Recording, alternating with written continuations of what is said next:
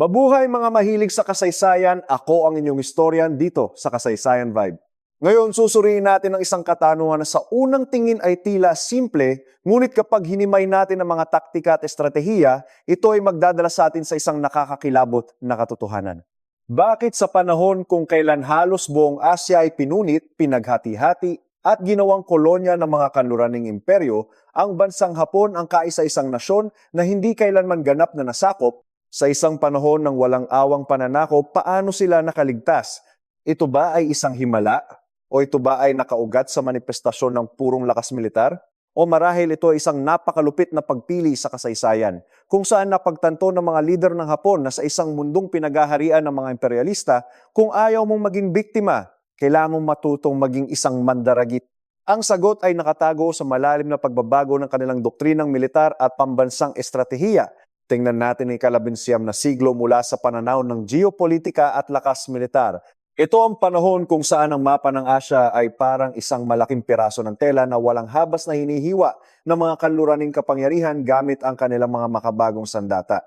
Ang mga bansa ay hindi lamang nasakop dahil sa politika, kundi dahil sa matinding agwat sa teknolohiyang pandigma. Ang mga lumang kuta at espadang bakal ay walang panama sa mga kanyon at triple. Ang India, na may napakalaking populasyon at yaman, ay bumagsak sa kamay ng mga Briton. Ang Timog Silangang Asya ay sunod-sunod na nakontrol ng mga Olandes, Pranses, Briton, Espanyol at kalaunan ay mga Amerikano. Sa aspetong militar, ang mga katutubong hukbo ay walang sapat na logistika at sentralisadong pamamahala upang tapatan ang organisadong pananakop ng mga hukbong pandagat at katihan ng Europa. Kahit ang China, isang dambuhalang imperyo na itinuturing ang sarili bilang sentro ng sibilisasyon, ay dinurog sa mga digmaang opyo. Pinilit silang magbukas ng mga daungan, magbigay ng teritoryo, at lumagda sa mga hindi pantay na kasunduan. Ang aral dito ay malinaw, ang 1,000 taong kasaysayan, malaking populasyon, at pagmamalaki sa kultura ay walang silbi laban sa mga barkong pinapatakbo ng singaw, artilerya, bangko, pabrika, at isang modernong profesional na hukbo. At pagkatapos, dumating ang pagkakataon ng bansang Hapon na harapin ang parehong banta. Sila ba ay magiging tulad ng kanilang mga kapitbahay na unti-unting lalamunin ng makinarya ng kanluraning imperialismo? Ang Hapon sa panahong iyon ay isang lipunang agraryo at pyudal na walang modernong industriya at ang lakas militar ay nakasalalay sa mga tradisyonal na mandirigma na gumagamit ng mga sandatang malapitang labanan. Taong 1853, sa baybayin ng Edo, lumitaw ang mga itim na barko ni Commodore Matthew Perry ng Estados Unidos. Para sa mga Hapones noong panahong iyon, hindi lamang ito pagbisita ng mga dayuhang sasakyang pandagat. Ang mga barkong ito ay mga kuta sa ibabaw ng tubig, armado ng mga kanyong paikhans na kayang magpasabog ng mga bolang apoy na kayang tupukin ang mga kahoy na lungsod ng Hapon mula sa malayo. Ito ang imahe ng isang bagong mundo na gumagamit ng itim na usok, bakal, artilerya at singaw upang kumatok sa pintuan ng isang bansang nabubuhay pa rin sa feudal na kaayusan. Ang lakas ng mga barkong ito ay hindi nakasalalay sa tapang ng individual na sundalo, kundi sa inhenyeriya at siyensya ng ballistics.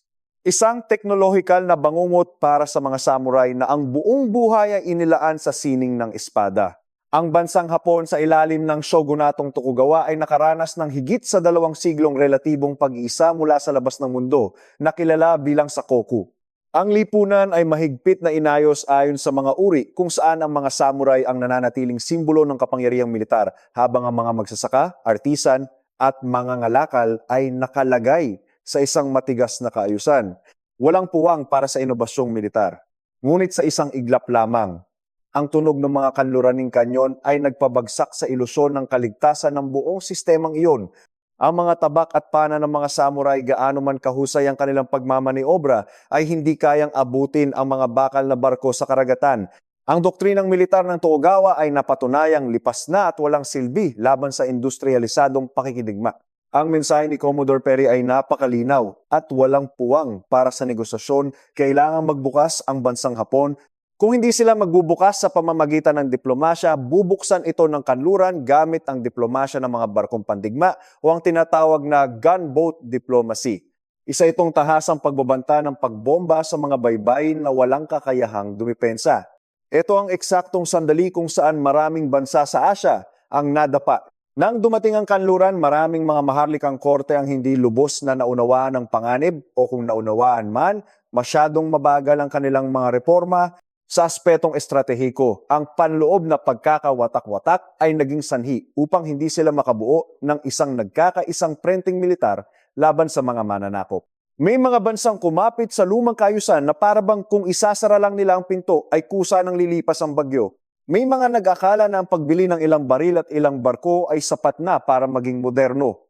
Hindi nila naunawaan na ang tunay na lakas militar ay nangangailangan ng infrastruktura, edukasyon at isang industrial na base upang mag-supply ng mga armas ng tuloy-tuloy sa panahon ng digmaan. Natakot din ang bansang Hapon. Nabigla rin sila. At tulad ng iba, napilitan din silang lumagda sa mga hindi pantay na kasunduan na nag-alis ng kanilang soberanya sa taripa at batas. Nawala ang kanilang kakayahang kontrolin ang sarili nilang ekonomiya. Ang mga kaganapang ito ay nagdulot ng matinding kahihiyan sa isang bansang labis na pinahahalagahan ang karangalan at kalayaan. Ngunit ang pagkakaiba ay nakasalalay dito. Pagkatapos ng pagkabiglang yun, isang bahagi ng mga elitistang Hapones ang nakaintindi sa isang napakalamig na katotohanan. Ang kanluran ay hindi malakas dahil lang sa mayroon silang ibang kulay ng balat, ibang reliyon o ibang kultura. Malakas sila dahil mayroon silang industriya. Mayroon silang malakas na hukbong pandagat at mga pabrika ng bala. Mayroon silang sistema ng pagbabangko upang pondohan ang mga digmaan. Mayroon silang estado na kaya mangolekta ng buwis, mag-recruit ng mga sundalo sa pamamagitan ng conscription, gumawa ng mga barko, magtayo ng mga riles, gumawa ng mga baril at bala, at isali ang buong lipunan sa makinarya ng modernong digmaan. Ito ang konsepto ng total war na unti-unti nilang nauunawaan. Upang mabuhay, hindi sapat na kamuhian lang ng Hapon ang kanluran. Ang pagkamuhi ay hindi nakakapahina ng mga kanyon. Ang pagmamalaki ay hindi makakapigil sa mga barkong pandigma. Ang mga slogan ay hindi maaaring ipalit sa mga pabrika ng sandata. Sa larangan ng digmaan, ang pisika at logistika ang nagdidikta ng panalo, hindi ang bulag na damdamin ng pagiging makabayan. Kung ayaw nilang lalamunin ng kanluran, kailangang matutunan ng bansang Hapon ang mismong lakas na nagpagawa sa kanluran na maging nakakatakot. Kailangan nilang kopyahin ang teknolohiya, i-adapt ang mga taktikang militar, at muling buuin ang kanilang ekonomiya upang masuportahan ang isang modernong hukbo. At iyon ang sandali kung kailan lumiko ang kasaysayan ng Hapon sa isang napakalupit na landas. Ang Restorasyong Meiji ay hindi isang magandang kwento tungkol sa mapayapang reforma, sibilisasyon at pagunlad gaya ng iniisip ng marami. Ito ay isang malaking operasyon, isang halos buong pagtatanggal ng lumang istruktura ng bansa, isang revolusyon mula sa itaas pababa na idinisenyo upang militarigin at industrialisahin ang bansa ng mabilisan sa ilalim ng isang sentralisadong pamahalaan. Bumagsak ang shogunatong Tokugawa pagkatapos ng digmaang Boshin. Ang kapangyarihan ay sinentralisa sa paligid ni Emperador Meiji. Ang layunin ay lumikha ng isang pinag-isang bansa na kayang magmobilisa ng buong yaman nito para sa pambansang depensa. Ang mga lumang alyansang feudal ay pinalitan ng isang modernong burokrasya na nakatuon sa pagpapalakas ng estado at hukbong sandatahan. Ang uring samurai, ang mga taong dating may hawak ng eksklusibong pribilehiyong militar at karangalan sa lipunan, ay unti-unting nawalan ng kanilang monopolyo. Sa isang modernong digmaan, ang isang magsasakang sinanay sa paggamit ng rifle sa loob ng ilang buwan ay kayang pabagsakin ang isang samurai na nag-ensayo ng sining ng espada sa buong buhay niya. Ang teknolohiya ang nagpabantay ng larangan ng digmaan. Inalis ang mga feudal na domain, nagsimulang kontrolin ng sentral na pamahalaan ang pagbubuwis, ang militar, edukasyon at ang batas. Ito ay mahalaga dahil ang pagpopondo sa isang makabagong hukbong pandagat na may mga barkong bakal ay nangangailangan ng napakalaking pondo na maaari lamang makolekta sa pamamagitan ng isang pambansang sistema ng pagbubuwis, hindi sa pamamagitan ng bigas tulad ng dati. Sa madaling salita, gumawa ang bansang Hapon ng isang napakasakit na hakbang. Binasag nila ang isang bahagi ng kanilang nakaraan upang iligtas ang kanilang kinabukasan. Maraming bansa ang nabigo hindi dahil hindi nila alam na kailangan nilang magbago, kundi dahil wala silang tapang na bayaran ng presyo para sa pagbabago. Ang pagbuo ng makabagong militar ay nangahulugan ng pagpatay sa lumang kultura ng digmaan. Iba ang Hapon. Naunawaan ng pamunuan ng Meiji na kung pananatilihin nila ang lumang sistema, ang Hapon ay magiging parang isang kahoy na bahay na sinusubukang labanan ng isang bagyo ng bakal. Kaya't hindi lang nila pininturahan ang bahay. Tinanggal nila ang pundasyon at pinalitan ang mga materyales. Nagdulot ito ng sakit at pag-aalsa. tulad ng rebelyong Satsuma kung saan ang mga samurai ay nag-aklas laban sa modernong estado at sila ay nilipol ng mga artilerya at Gatling guns.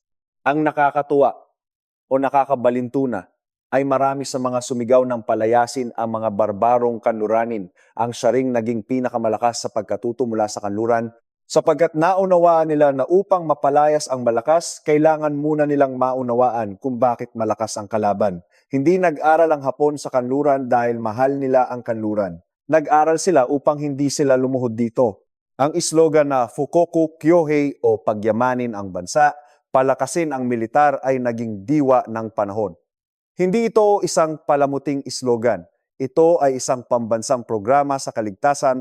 Ang isang malakas na ekonomiya ay kinakailangan upang bumili ng mga makinarya at armas, habang ang isang malakas na militar ay kinakailangan upang protektahan ang ekonomiyang iyon mula sa panghihimasok ng mga dayuhan. Nagsimula ang Hapon ng mga reformang militar. Ang hukbong estilo ng samurai ay pinalitan ng conscription o sapilitang paglilingkod militar. Dati ang pakikipaglaban ay pribilehiyo ng iisang uri. Ngayon, kailangan ng modernong bansa na gawing mapagkukunang militar ang populasyon nito. Bawat lalaki ay maaaring maging sundalo. Ito ay nagbigay ng napakalaking reserba ng lakas tao para sa digmaan. Pinag-aralan ng bansang Hapon ang modelong militar ng kanluran, lalo na ang organisasyon, pagsasanay, disiplina at logistika ng mga Aleman at Briton. Bumili sila ng mga armas, gumawa ng mga barko, nagtayo ng hukbong pandagat at nagpadala ng mga tao sa ibang bansa upang mag-aral ng inhenyeriyang militar. Ang logistika, ang pagpapadala ng rasyon at bala sa frontlines ay naging isang eksaktong siyensya. Ngunit ang mahalagang punto ay ito, hindi lamang bumili ng armas ang Hapon. Kung ang isang bansa ay alam lang kung paano bumili ng baril ng iba, ang bansang iyon ay mananatiling umaasa at madaling maputulan ng supply. Nais ng Hapon na buuin ang buong sistema upang ayusin, gawin at patakbuhin ang sarili nitong makinaryang pandigma. Nagtayo sila ng mga sariling arsenals at shipyards. Kasabay ng militar ay ang edukasyon. Marahil ito ang pinakamalalim na sandata ng bansang Hapon. Ang isang bansang nagnanais na maging moderno ay hindi maaaring magkaroon lamang ng iilang mahuhusay na tao sa korte. Kailangan nito ng isang buong bagong henerasyon na marunong magbasa, magkalkula, may kaalaman sa teknikalidad, batas, at agham upang mag-operate ng mga kanyon at mag-navigate ng mga barko gamit ang astronomiya at matematika at ang ekonomiya. Maagang naunawaan ng Hapon na ang isang bansang mahirap, mahina sa industriya at nakadepende sa mga dayuhang kalakal at kapital. Kahit na mayroon itong hari, watawat at palasyo, ang soberanya nito ay isang manipis na balat lamang. Pinasigla ng estado ng Meiji ang industrialisasyon. Ang mga riles ay itinayo upang mabilis na mailipat ang mga tropa. Ang mga pabrika ng bakal ay inilaan para sa paggawa ng armas. Ito ay isang napakahalagang punto. Hindi nagbukas ang Hapon sa paraang hahayaan na lang ang dayuhang pamilihan na bumaha at sakalin ang domestic na produksyon. Sila ay nag-angkat ng kaalaman upang bumuo ng kakayahan. Nag-imbita sila ng mga dayuhang eksperto sa militar ngunit hindi nila nais na umasa sa kanila habang buhay. Nag-aral sila ng mga taktikang kanluranin ngunit upang protektahan ang mga interes ng Hapon. Kailangan din nating maging patas. Meron ding mga bentahe ang Hapon. Bilang isang islang bansa, mas mahirap para sa kanila na direktang salakayin kumpara sa mga bansa sa kontinente. Ang dagat ay lumikha ng natural na buffer. Upang sakupin ng isang islang bansa, ang kalaban ay kailangang magkaroon ng malakas na hukbong pandagat, mahabang linya ng supply, at malaking pondo para sa isang amphibious assault. Gayunpaman, ang heograpiya ay hindi himala. Kung ikaw ay isang isla ngunit mahina ka, maaari ka pa ring harangan, hatiin sa mga saklaw ng impluensya o gawing isang semikolonya. Ang dagat ay nagbigay lamang ng karagdagang oras sa Hapon at ang paggamit sa oras na iyon upang magreforma sa bilis ng kidlat ang naging pinakamahalagang desisyon sa kanilang kasaysayan. Nakipagkarera sila sa orasan ng imperialismo. Ilang dekada matapos mapahiya ng mga itim na barko, nagsimulang patunayan ng Hapon na hindi na sila madaling biktima. Noong 1895 sa unang digmaang Sino-Hapones, tinalo nila ang dinastiyang Qing. Ang kanilang modernong hukbong pandagat na gumagamit ng mga quick-firing guns at mas mahusay na taktikang pandagat ay nagpasabog sa bayang fleet ng China. At pagkatapos noong 1904-1905, nagulat ang mundo ng talunin ng Hapon ng imperyo ng Russia sa digmaang Ruso-Hapones. Sa labanan sa Tsushima, ang armada ng Hapon na pinamumunuan ni Admiral Togo ay nawasak ang Baltic Fleet ng Russia gamit ang napakahusay na estratehiya ng Crossing the T. Ito ay isang pandaigdigang makasaysayang sandali. Isang bansang Asyano ang tumalo sa isang kapangyarihang Europeo sa isang modernong digmaan. Mula dito, halos naglaho ang panganib na ganap na makolonyang Hapon, ngunit ito ang madilim na panig ng kwento. Hindi lang natutunan ng Hapon ang industriya at militar ng kanluran, natutunan din nila ang lohika ng imperialismo. Pagkatapos makatakas sa panganib na maging isang kolonya, nagsimulang palawakin ng Hapon ang impluwensya nito. Nasakop ang Taiwan, nakontrol ang Korea at naging target ang Manchuria. Ito ang malaking trahedya ng modernong kasaysayan ng Hapon. Ang modernisasyon na nakatulong sa kanila na mapanatili ang soberanya ay nagtulak din sa kanila sa landas ng militarismo at pagpapalawak ng teritoryo. Mula sa isang bansang sinusubukang mabuhay laban sa bagyo ng imperyo, ang Hapon ay unti-unting ginawang sarili nitong isang imperial na bagyo laban sa mga kalapit na bansa sa Asya. Kaya, kung itatanong kung ang bansang Hapon ay isang himala ng Asya, ang sagot ay oo, ngunit hindi ito himalang ibinigay ng langit. Ito ay himala ng bilis ng reforma, ng pambansang disiplina, at ng takot na mabura sa mapa. Ang kasaysayan ay napakalamig. Hindi nito ginagantimpalaan ng bansang may pinakamaluwalhating nakaraan. Pinapanigan nito ang mga nakakaunawa sa bagong kapangyarihan ng panahon, industriya, agham, at modernong militar. Ang himala ng Hapon ay hindi ang pag-iwas nila sa kanluran. Ang tunay na himala ay nang makita nila ang paparating na bagyo, ginawa nila ang kanilang sarili na isang mas malakas na bagyo. Kung nakita mo ang kwentong militar at estratehikong ito nakawili-wili, mangyaring i-like, mag-subscribe sa Kasaysayan Vibe at mag-iwan ng komento. Sa tingin mo ba ang pagtakas ng Hapon sa kolonisasyon ay dahil sa matalinong reforma, heograpiya, o naging mabilis lang sila sa pag-aaral ng laro ng mga imperyo? Hanggang sa muli nating pagkikita sa ating susunod na pagsisid sa kasaysayan,